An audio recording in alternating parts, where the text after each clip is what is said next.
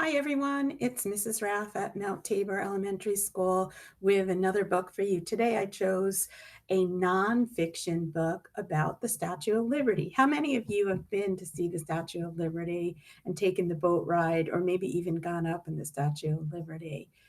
It's one of the iconic symbols of the United States, and I want to share this story with you. It's called Her Right Foot. It's written by Dave Eggers, and the pictures are done by Shawn Harris. Can you check out her right foot there? She's wearing a sandal. I'm not sure if you knew that. Okay, here are the end pages. The title page.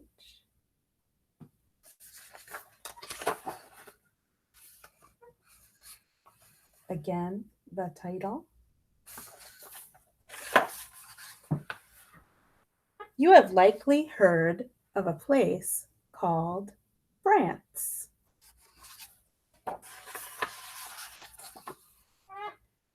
If you have heard of France, you may have heard of the French. They are the people who live in France.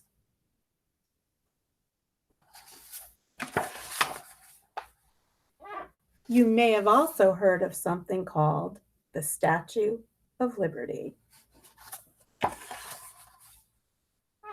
Did you know that the Statue of Liberty comes from France? This is true. This is a factual book. Let me turn the page a little bit so you can see that one and that one a little better.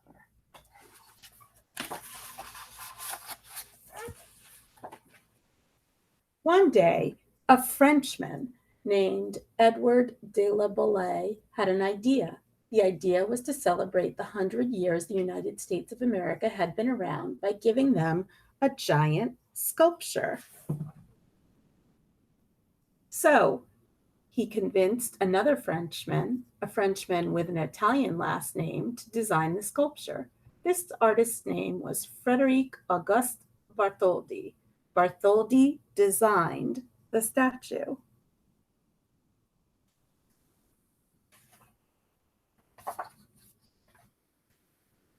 He first made very small models of the sculpture, and then larger ones, and finally one that is the one we know, which stands 300 feet above the water.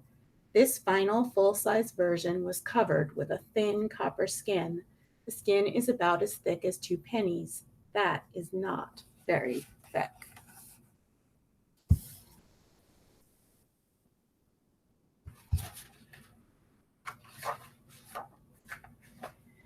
Here is a rendering of Bartholdi and his team. He had a team. He did not work alone. He did not like working alone, constructing the statue's hand.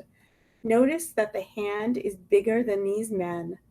Thus, they made the statue in many parts. Here you can see the rest of the arm. These parts were assembled in New York City.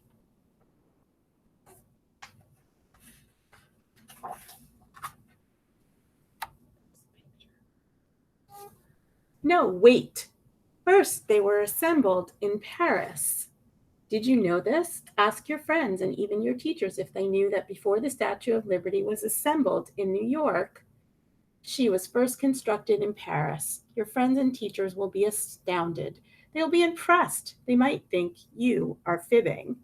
But you are not fibbing. This really happened. The Statue of Liberty stood there high above Paris for almost a year in 1884.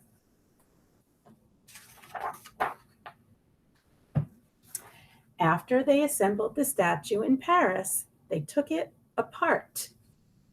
But we just put it together, the workers said. That is absurd, they said. They said all of this in French, the language of the French, a people who appreciate the absurd.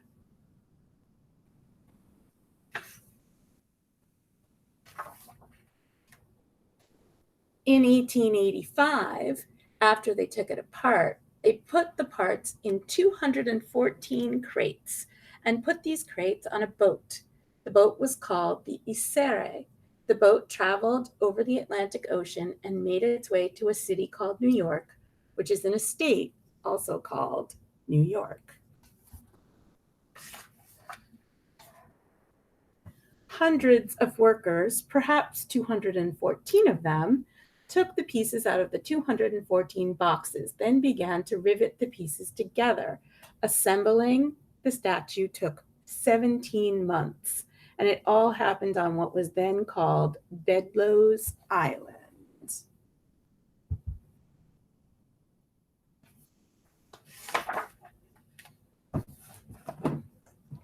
Bartholdi liked to see the sculpture rise above the harbor. Sometimes he watched the construction from the water, sometimes he watched it from the land. Usually he was wearing a sturdy black hat, for he, like most European men of the time, favored sturdy black hats.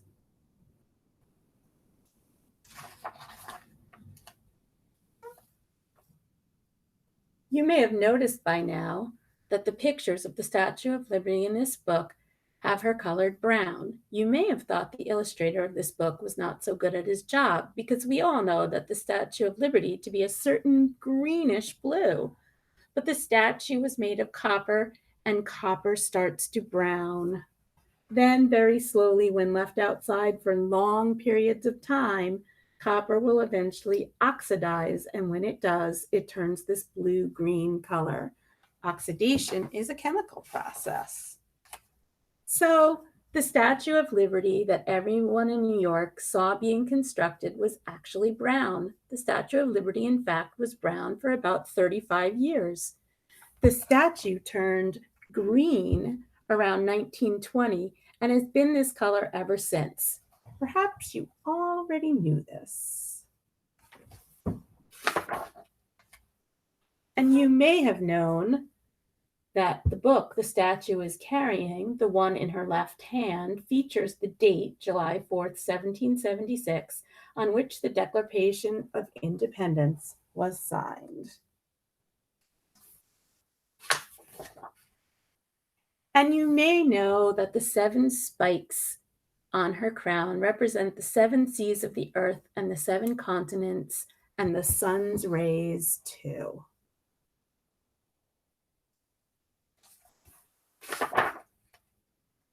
And you probably know that the torch she carries is a symbol of enlightenment, lighting the path to liberty and freedom. And you might have known that at one point, Thomas Edison, inventor of the light bulb and the record player, once proposed to have a giant record player inside the Statue of Liberty. He did. He wanted the statue to be able to speak. In the end, though, this idea was considered a bit strange and was not pursued. And this is what the first record players looked like. And did you know that the interior of the statue was designed by another Frenchman by the name of Eiffel? That's right, the same Eiffel who a few years later would design the Eiffel Tower. And did you know that while the statue was first being constructed in Paris, a bunch of Parisians, mostly writers, they like to eat, actually dined in the area just below the statue's knee? This, too, is true. While the statue was rising, Bartholdi set up a lunch 4 stories up to impress and enthrall those French writers who, being difficult to impress and enthrall, were at least mildly amused.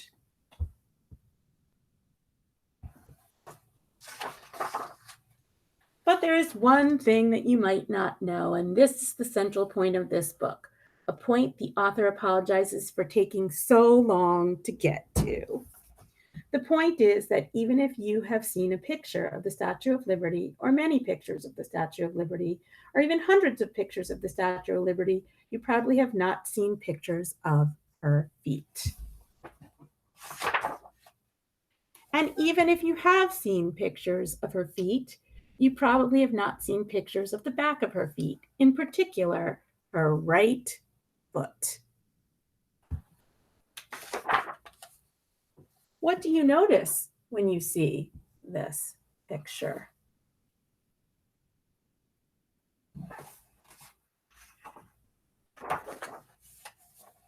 Look some more.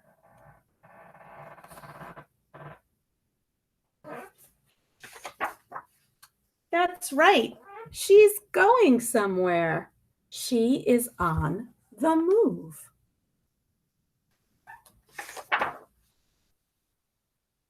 Let's pause here and collect ourselves and think about this. Let's discuss this. Let's think about and discuss the fact that this is the largest sculpture in all the land and the most iconic symbol of the United States of America. Let's talk about the fact that this statue has welcomed millions of visitors and immigrants to the USA. People talk about her unusual headwear. Then they talk about her gown, which seems a very heavy kind of garment and would likely result in serious lower back issues. They all talk about her beautiful torch and the severe look on her face. But no one talks about the fact that she is walking. This 150-foot woman is on the go. Where is she going? Every time we see the Statue of Liberty in pictures, or any time we imagine the Statue of Liberty, we see her standing still, very still, like, well, a statue. But she is moving. She weighs 45,000 pounds and wears a size 879 shoe, and she is moving. How can we all have missed this? Or even if we saw this and noticed this, how is it that we have seen it and noticed a 450,000 pound human on her way somewhere and said, just another 150-foot woman walking off a 150-foot pedestal? And most important, where is she going? And is she going to Soho to get a panini?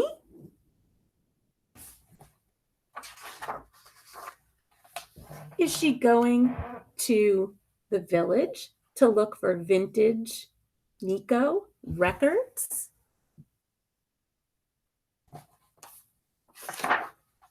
No, she is facing southwest, so she is facing New Jersey. Could she be going to Trenton? Wait, no, she's facing southeast, so she was not going to New Jersey, but she is going somewhere. But where? Where is she moving?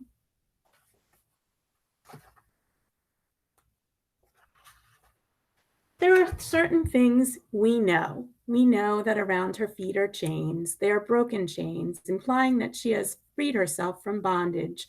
We know that Bartholdi wanted us to know this.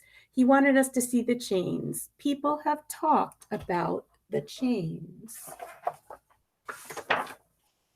But few talk about the foot that is so obviously in mid-stride, and about the fact that her entire right leg was in mid-stride. What does this mean? What does this mean that we often forget about this right foot, this right leg? Here is an idea. Here is a theory. If the Statue of Liberty is a symbol of freedom, if the Statue of Liberty was welcomed millions of immigrants to the United States, then how can she stand still?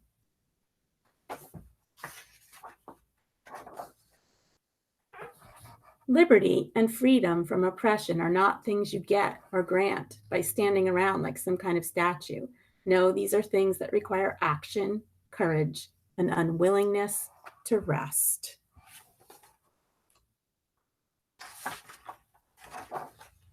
The Statue of Liberty was not built to welcome just 1,886 immigrants from Italy on one certain Sunday in, say, 1886. No, she was built to welcome 3,000 immigrants from Poland the next day. The next day, 5,000 Norwegians. After that, 10,000 Glaswegians, then Cambodians, then Estonians, Somalis, Nepalis, Syrians, Liberians. It never ends. It cannot end. After all, the Statue of Liberty is an immigrant too, and this is why she is moving. This is why she's striving. In welcoming the poor, the tired, and the struggling to breathe free.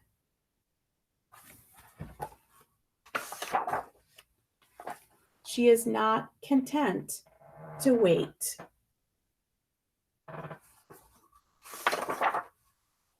She must meet them in the sea.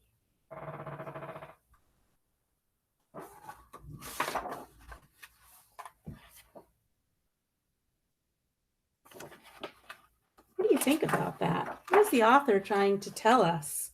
Here's a picture in the end of the Statue of Liberty as well. What is the author trying to tell us? What should we be thinking about this idea of immigrants and our country and welcoming them? We are a country of immigrants, and that's what makes us great. Well, I hope you enjoyed this story. Read on.